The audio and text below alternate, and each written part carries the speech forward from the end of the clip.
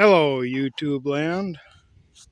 This is my 1956 Minneapolis Moline 445. I picked it up last year, 2023, at an auction sale and drove it home. It's not in real super great shape, but I got a whole collection of parts here to try and tune it up some. And the goal is just to make it a little better every time I get a chance to work on it.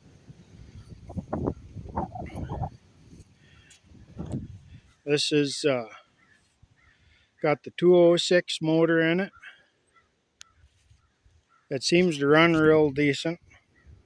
It's got the usual 445 problems. The casting on the front here is broke. It's supposed to be square. It's supposed to cover up this whole area here.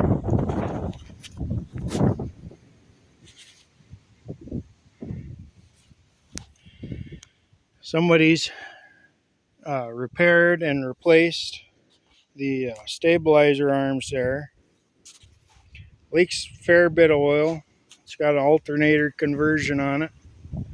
I took the 3-point hydraulic unit off. That needs a bunch of work, and it's going to take me a while to get that thing back in shape.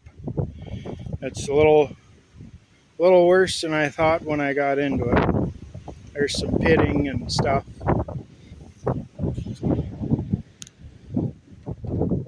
Clutch maybe needs adjust because it's a little bit stiff to shift, but they always recommend put it in low range with the TA, or amplitorque as Moline calls it, to shift. That seems to make it easier. It's got the typical floppy sloppy shifter because the spring is probably broke in there, and somebody has done the typical hack in there so that you can get the roll pin out and get the shifter out without taking the top cover off, because it's all the top cover of the transmission and the shifter are all one piece there, kind of, sort of. Put the oil in here for the transmission. It still has the original dash, but it's been all hacked together because it's well, you can get a replacement cluster, but you can't get the individual gauges. So somebody swapped in some parts and pieces there to make it work.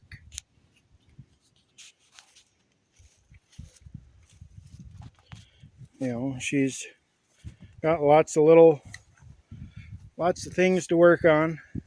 As usual, the hood is missing the actual piece that holds it down up here. It kind of just was tacked in there from the factory, so wasn't the greatest to begin with. And then the latch is gone, but I managed to pick one up, so we'll try and put that in at some point here.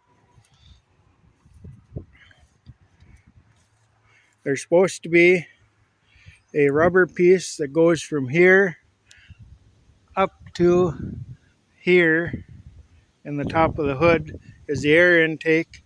Oops, the air intake is up there on the hood.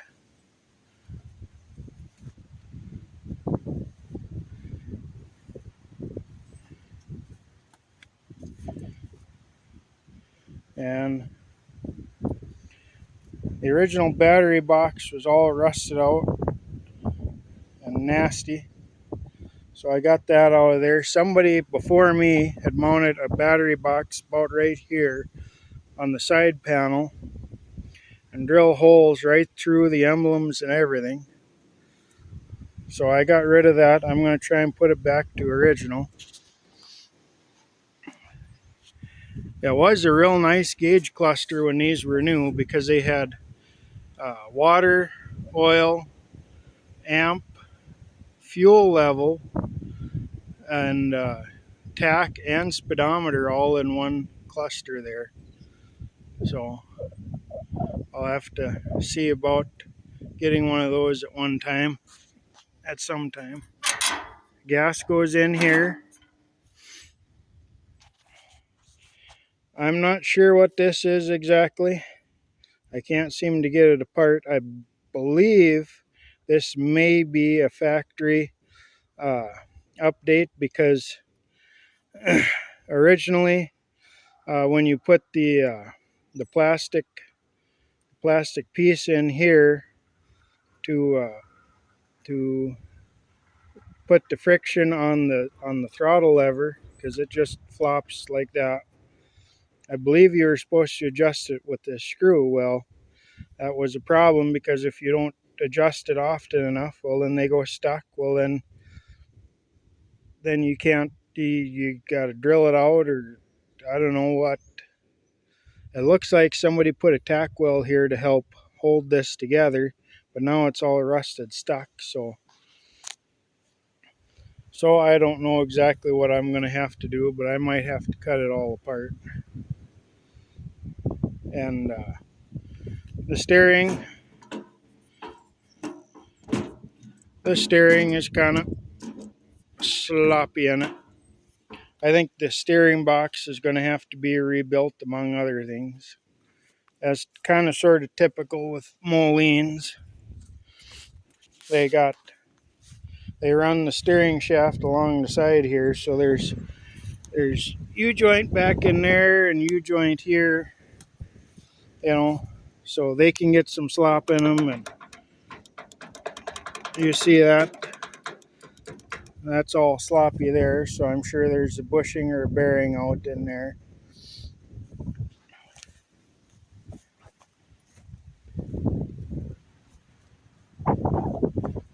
Because the hydraulics were kind of messed up, somebody put this on the fender, and that's going to go away, because I'd like to keep it at least functionally original.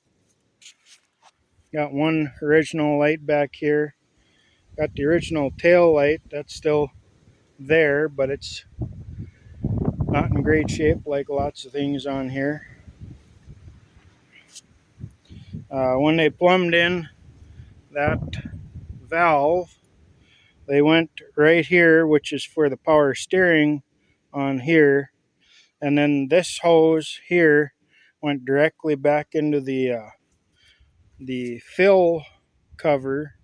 There's a little square cover with 4 bolts that you take off to fill hydraulic oil, and that was attached to it.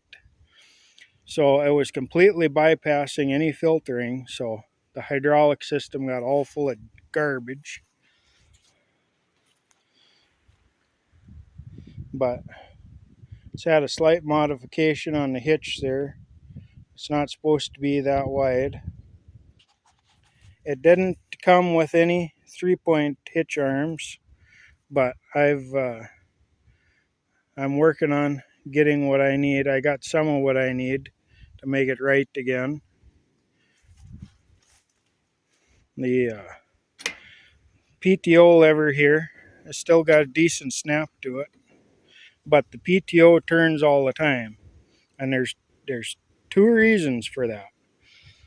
Reason 1 is that there's no PTO brake on these old tractors, so if there's any friction at all, whether it be the plates are not quite true like they should be, or there's a little too much oil between the plates or whatever, it'll still spin the shaft. But I'm thinking that maybe it's it might be rusty and stuck. So I might have to dig into that at some point. This is where the speedometer would go if it still had everything there. That part might be okay. I don't know. I'll have to investigate that when I get a chance. The brakes don't work, so both the cover here and the cover here will have to come off because there's two plates that slide and rotate, and there's balls in between, and those balls are supposed to roll in some ramps so that as the plates turn against each other, those balls are supposed to separate it out and get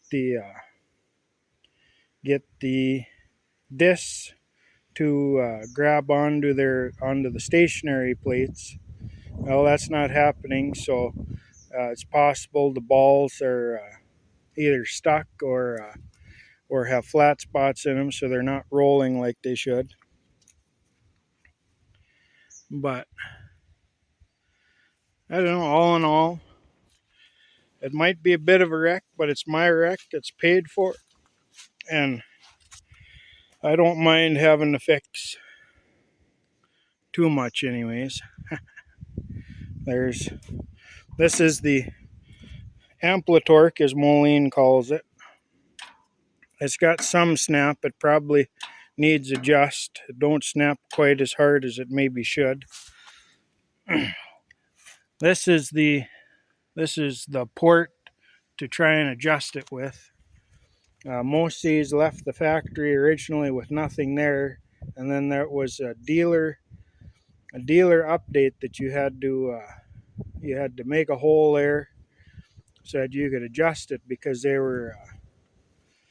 I'm thinking originally they figured that they wouldn't need adjustment for a long time, so you wouldn't have to get in there. Well, that didn't work out, so they had to make a way to get in there without tearing everything apart, because otherwise, let's see, I don't remember exactly if you could get to it through the top cover, because see, there's a cover here that you could maybe have taken off, but that would require removing the gas tank and the steering pedestal and everything, or possibly splitting the tractor, which would not, neither one would be as ideal for just a simple adjustment. It's got a leaky valve cover, so that and this manifold, which is pretty well hooped, she's no good no more. That's going to get, those are going to be the first two projects, and then getting the battery mounted and some gas in her and see if we can start it up. And I got a new manifold here with gaskets. I got a valve cover gasket here, but I think I'm going to take some cork and actually use this as a pattern, because it's a fairly old gasket, I think, even though it's brand new. And then there's a plate that joins the two heads, because on Minneapolis tractors, they always have two jugs where the pistons ride, and then there's two heads. And normally everything's all separate, but on this particular tractor, they added this stiffener plate, or whatever you want to call it, and there's a gasket under there. I may or may not replace that now, but for sure I'm going to do the valve cover gasket. And while I'm in there, I might as well do the adjust the valves. So this would be about equivalent to the original battery. It's a 3ET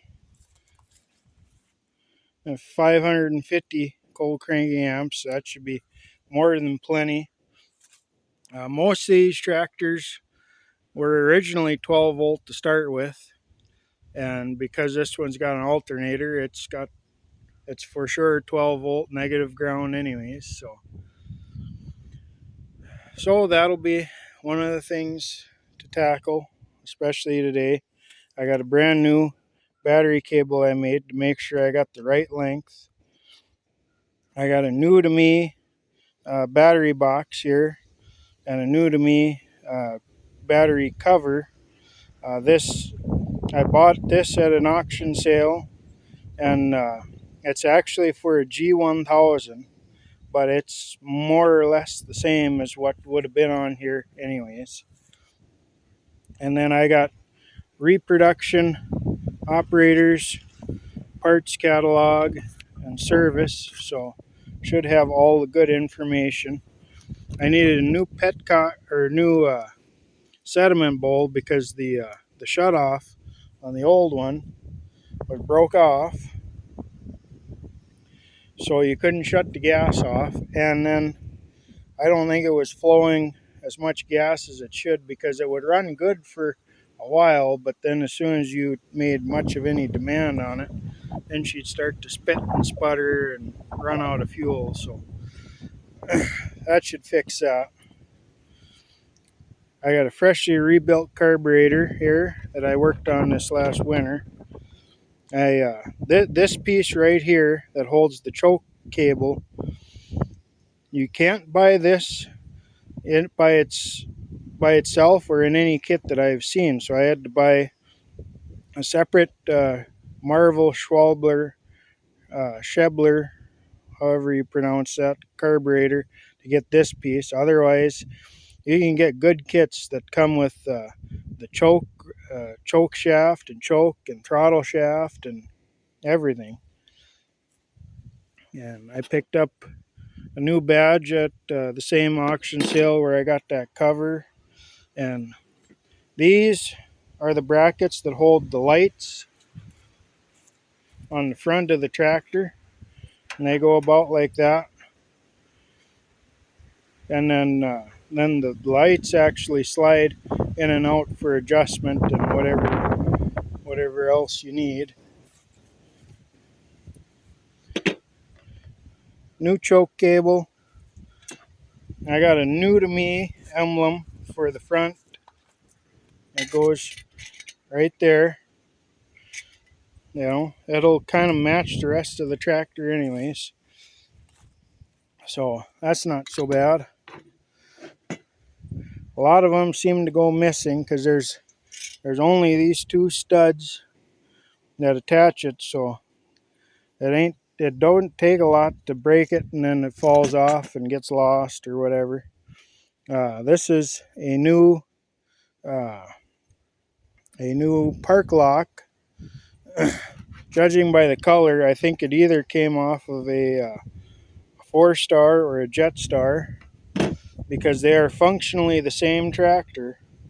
They just have updated sheet metal and any kind of updates that were just in general made to the tractors in general. This is also for the park lock. That's the actuator. I come across a factory toolbox that goes under the hood, and it's supposed to mount something like about there. Whoops, there. Come on. That's supposed to mount something about like there. The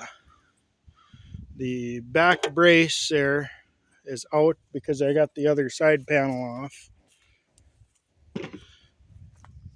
And then this here, I managed to get off eBay.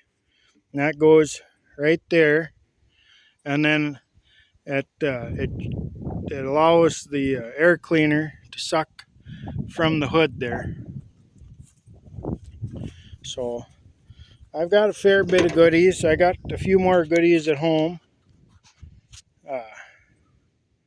You know, so this is a Farmall M I'm trying to work on.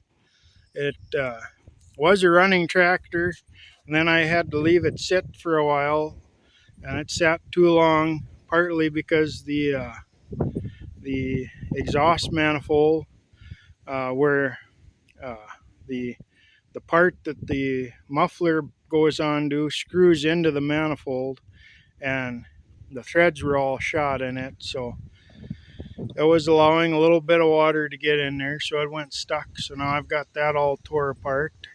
This was originally my grandpa's tractor. He uh, he had it for a long time. It had a farmhand loader on it, but after it went stuck, I had to put that on my other M, which is not here right now. And I got an F20 over there. That runs. It runs all right. I had it going here not terribly long ago, but the carburetor must need a cleaning because I couldn't keep it running long enough to do what I needed to do. So it'll just sit there for a little bit. I got an F12 over there. That's needed work for a long time, but it was stuck when I got it, but I got it loose, and every time I come out here, I give her a twist, and she stays fairly loose for now, anyways. I had all kinds of junk to work on. Snowcats. This is another hood that I picked up that's in at least marginally better shape. One of the problems with these hoods is this area here wears out fairly easy, and then especially if you're driving down the road and the hood latch, which you can maybe kind of see there, if that fails or whatever, then the hood comes flying open and goes over backwards, which could have happened to this at one time. There's a good dent here.